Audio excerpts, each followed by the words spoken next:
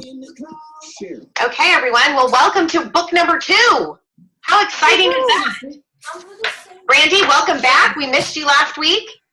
Thank you. I missed y'all too. Well, we were excited to have you back this week. So we had some fun last month. I mean, I think we had some really, really awesome, enlightenment, so to speak, some breakthroughs for some people, which was really cool when some people messaged me afterwards to tell me some of the things that really resonated with them and really made a big difference.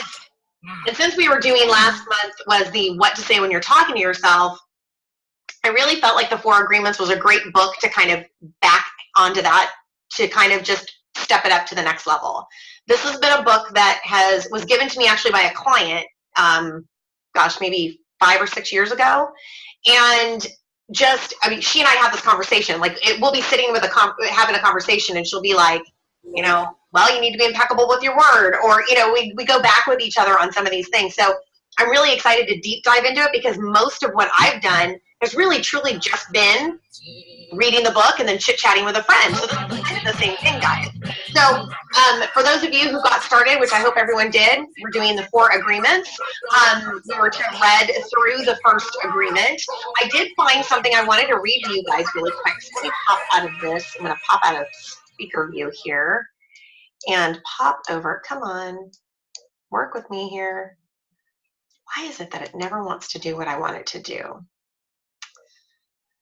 Oh, maybe it's not letting me go down because of the fact that I'm in recording. That's very possible. Okay, there we go. Oh, see, you cannot minimize Zoom when you're recording. Well, you're a stinker, Zoom.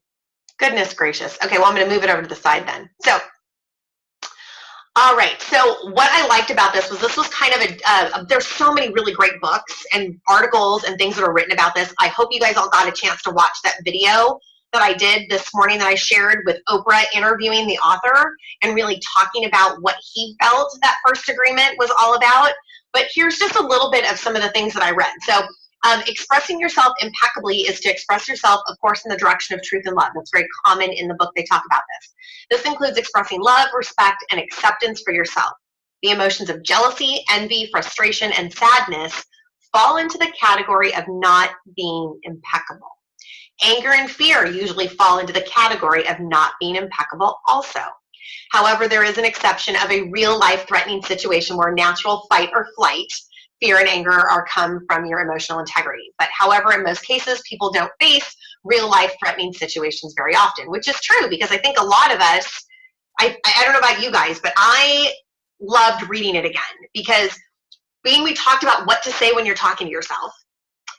And now we're talking about being impeccable with your word. Right? It just all kind of flows into the next one. So I don't want it to be the Trisha show. What I'd like to kind of do is anybody who maybe wants to share something that they got from it, and then I'll kind of do something, and we'll maybe do 3 or 4 people. If we've got enough time, we can add some more. Anybody want to raise your hand and share anything that meant something to you? Okay, Beth, hang on. Let me go ahead and unmute you here really quick. Oh, you got it? Hang on. Gonna get out of my car though. I'm sorry because my kids are watching Minions. So I first read this book. I'm gonna walk over out of the street though. My son's at basketball practice. I'm sorry. So I might not be able to stay the whole time on the. No problem. We appreciate. That's why I wanted to go first. So I first read this book when I was in college, and being impeccable with my word was something that I really struggled with.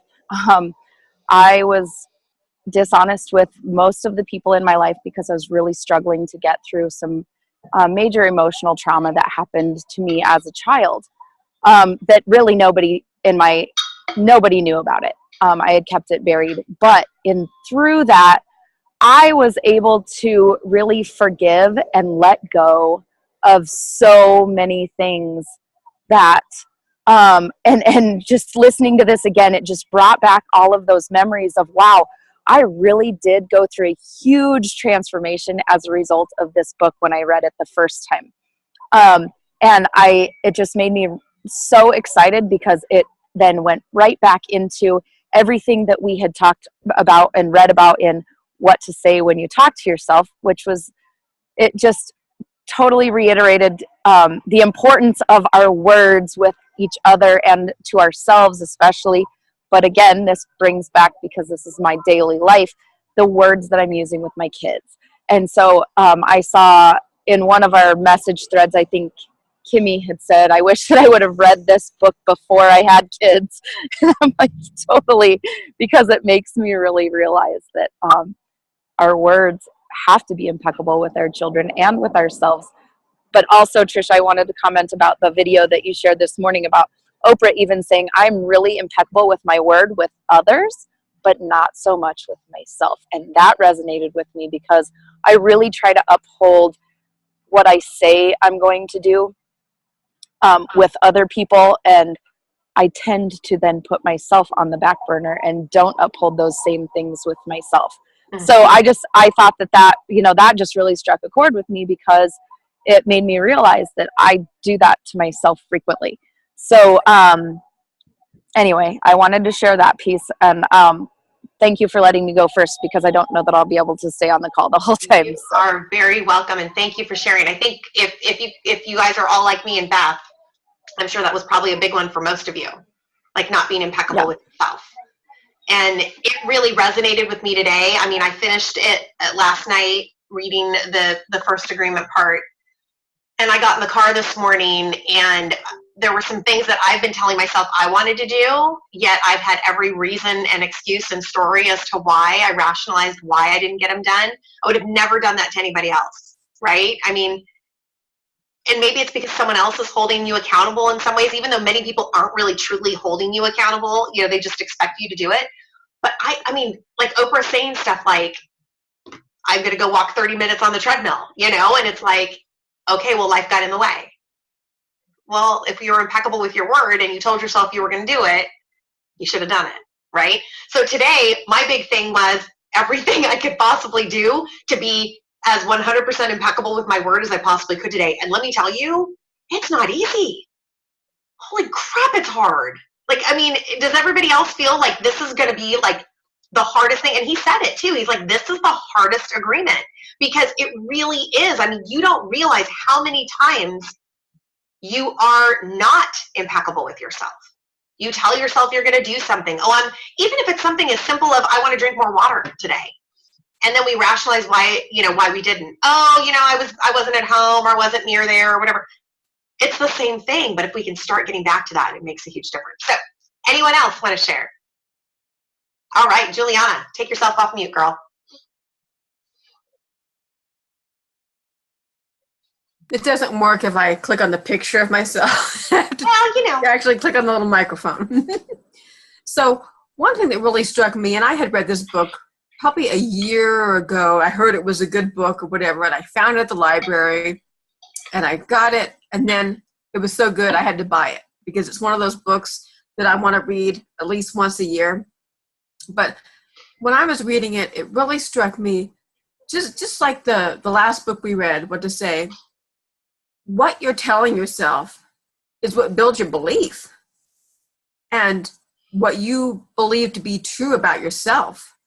And when you are lying or saying something that's not true, I'm fat, I'm ugly, whatever, you are instilling that deep, deep, deep in your brain. It's that computer virus. It's that thing that you are starting to believe, and whatever you believe, that's what you become. And that was really wow to me today. Just really, if you say, oh, I can't do it. Oh, I can't do this. Or if you even just say, I struggle with this, and you don't finish it, maybe I've struggled in the past, but now I'm successful at this, or I've learned to overcome this, or whatever. You were telling yourself, I struggle with this, and guess what? You were going to always struggle. And that's just, or whatever it is. It's you are planting those little seeds in your brain, and you are going to believe them, and whatever you believe comes into fruition, because your subconscious mind works to make you right.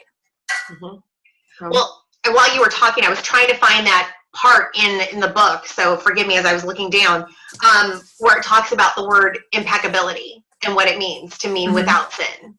And I think Oh, it's right there on page 31. yeah, it hit me harder to read that, because then it felt like not only am I like misrepresenting what I feel God has done for me by lying to myself with these words. Right. I mean, it really was like, okay, I don't want to do that. I don't want to be that person. And I'm telling you, I've never ate so well today. I drank all my water. I was good to people. Son of a biscuit, it was a rough day. But I'm like, you know what? I keep telling myself I want to weigh 140 pounds at the end of this freaking year. Well, I'm certainly not going to get there the way I've been doing it. Are you saying that you want to? Or are you saying that you do? I will. I am going to be 140 pounds. No, but see, I am going to. That's still future. Yeah, but that's the thing. It's like we're never 100% perfect, but at least if we strive for it each and every day, it gets better and better and easier. So, anyone else want to share? Everyone gets it. Oh, Kimmy, go ahead. Pull yourself off mute, girl. Or do you want me to do it? You got it? Okay, good. I got it. So I can't. I mean, it goes along with, what to say when you're talking to yourself and all of this, but the whole realization, I mean, the mom and the little girl and the black magic and oh my God, it's like, but then allowing yourself to forgive those who spoke that into your life that became your agreement, and then understanding that their parents were spoke to the same way that their parents, it's just like, thank God for self-development and the book clubs and Plexus, because I mean we're breaking the cycle, we're reversing the cycle of what's been handed down to us for years. I mean, just generations. And when my son's in the middle of reading a couple of books right now, and I showed him I was reading this one, he's like, oh yeah, oh my God, I heard that's so good. I'm like, yeah, because you're going to read it before you have kids. And I apologize now for everything I've done and said wrong, because I did not mean to ever say anything that would have negatively shaped my children's lives. But I know I have. Well, and a lot of things happen not out of intention, right? I mean, your intention wasn't to say anything negative to your kids. My intention's never to say anything intentionally bad to my children. I don't want my children to feel bad. But whatever emotional state you're in when that happens is sometimes how you react. Like if you're in a room, like think about when your kids were little and you're doing something and you're super intense on it, but you're stressed about it. Maybe you're doing taxes or whatever. And your kid comes in wanting to play because you're stressed, that seems like, an irritation. It's a distraction and you react as such. Whereas if you're in a playful, fun-loving mood and your child comes in and wants to play, you feel it as love, and it's love being given back to you. And so sometimes it's just a matter of being impeccable with your words is not necessarily always being not stressed and stuff, but not reacting in that way. But we have to forgive ourselves too, because we only did the best we could, right? I mean, oh yeah. Gosh. I mean, I can actually remember a day where I just started working from home and in the day job, and I was leaving a voicemail message for like a senior level, like a partner out of the Big Four, I think. Mm-hmm. And Jenna comes barging in, and she's like 5 years old. And I'm like, Jenna, I'm leaving a message. And oh my God, that message was on that guy's message. Like you know what I mean? I never called that guy back again. But when it came down, when that was like the beginning of the school year, and on Mother's Day, they did a kindergarten poem to your mom. And of course the teachers wrote it out. But all the other kids were like, my mommy makes me cookies. My mommy does this. My mommy does that. And my 5-year-old was like, it is true. My mom does work. I mean, that was her impression. That probably hurt. It hurt. Like, oh, I mean, but it was like it was an aha moment. And then this book takes me back to how she, like, I was impeccable with my hours on the clock for my boss, you know, but I wasn't impeccable with my words to my 5-year-old. Isn't that crazy how sometimes we're more impeccable with people who really don't matter in the whole long scheme of things than we are to the people that are closest to us? I mean, I think that's probably including ourselves. Yeah, that's I mean, there's been plenty of times where I've been so concerned about what was happening at work and how it was going to be viewed at work, and oh, I can't miss this event because, you know, so and so will see me as, you know, what have you. Who cares if it meant I was going to miss my child's whatever, you know, or my kid was sick and needed me, but I was so concerned about that as opposed to what my child may think. It, you know, and I mean, it's not like we were intentionally going, I don't care about my kid. It's kind of what we were all brought up to kind of feel that we're supposed to. Like, if you're working, like, that's supposed to be what happens. But I totally get you. I totally get you. Thanks, Kimmy. Anyone else want to share? Everyone's quiet. Super, super quiet. It's because you're afraid to not be impeccable with your words, right? Is that what it is? Oh, go ahead, Debbie. Can you take yourself off mute? There you go. Well, I like the whole thing. It hit home, just like some of the others said. It hit home. My kids are old. They're older now, but I remember that. I remember, you know, I remember being little, and I remember things being instilled into your head, like, you know, you're fat, you got a big butt, you this, you that, you that. Well, I never did that with my kids because of the way it was presented to me, and I always had a complex. I have to admit, I still do have a little bit of a complex, but I think back now, and I think of some of the things that I said to my kids too, and I wish I could go back and redo it, but we can't do that. So the one thing that I saw here was your word is the power that you have to create. So basically, I don't know, I think I'm probably going to watch what I say and be a little more careful when I do say things, because like you said, nobody is perfect. And I know there's probably times where I'm stressed at work or whatever and probably say the wrong thing. So I think basically stepping back and, you know, watching what your words are is a good thing. I know it can't always be done, but just be careful what words you use. You can make others make an agreement with themselves simply by saying something that you really don't mean, but it comes out, and then that's in that person's head. Well, wait, you know, am I really, you know, this, or am I really that, or, you know, am I not capable of doing this, you know, that type of thing. So I think that this book is going to be really good for getting myself on track with some of the things that, you know, we've had in our past, I've had in my past, and trying to move forward at this stage in my life. Well, and one of the things that I was thinking back on as you were talking was the power of the word was the conversation that he wrapped around gossiping. And I'm sure we've all done it, so I'm going to not point fingers at anybody, but, you know, and sometimes we don't even realize we're doing it. Sometimes it's just agreeing with someone else who may be gossiping about somebody.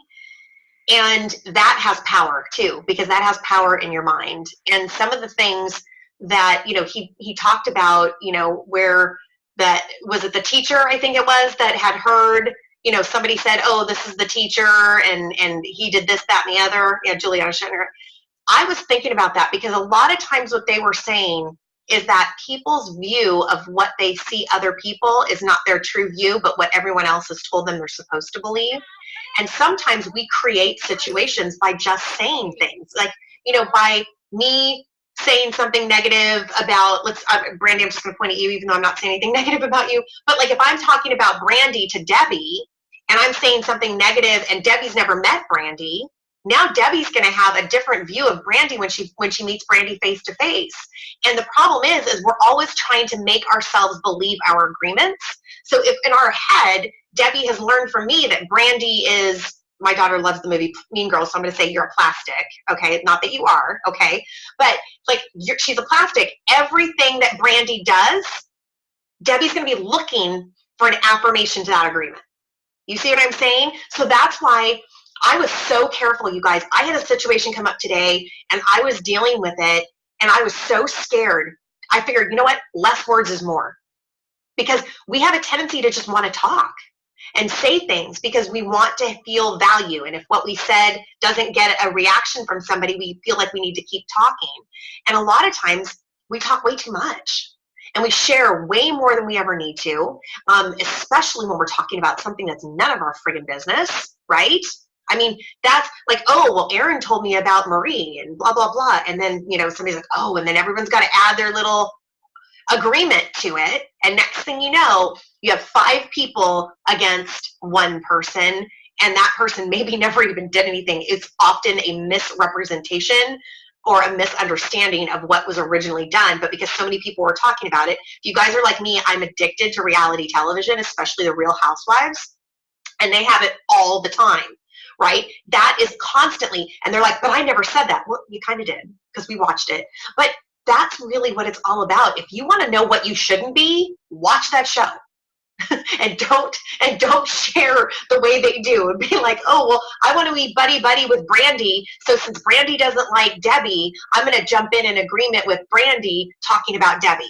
You know, that's kind of the same thing that I think we all need to be really careful about, that if you hear somebody who's not impeccable with their word, it's not like you have to be like, shame on you, but you don't have to jump in agreement with them either.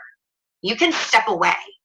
The best thing you can do is use your personal power to say, I don't need to have that in my life, right? I don't need that bad energy. I don't need that black magic, as Kimmy was talking about. We don't need that because that stuff is poison in your head, listening to anybody talk about anybody. So just erase everything I said about Erin, Brandy, and Debbie because it wasn't any of it wasn't true, right? Okay, Shay, I appreciate the fact that you're laughing over there. Anyone else want to share some enlightenment that they had? Oh, you guys are so quiet. So I will real quick. Okay, Marie. Just a moment here. So I actually read this morning.